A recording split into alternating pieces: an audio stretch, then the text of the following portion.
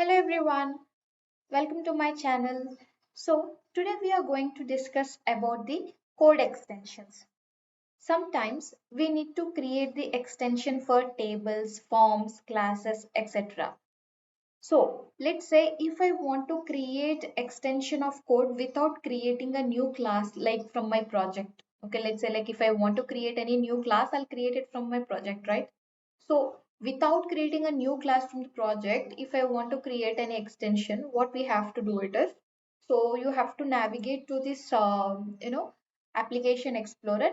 And after that, let's say I wanted to create code extension for tables. Okay, let me just click on tables now. And I wanted to create a code extension for this particular table. Okay, so what I have to do it is just right click on the table, and after that we have an option directly create code extension. Okay, just click on this create code extension.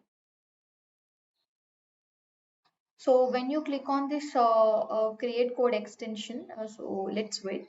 So directly this particular class will be added to your project. Double click on this.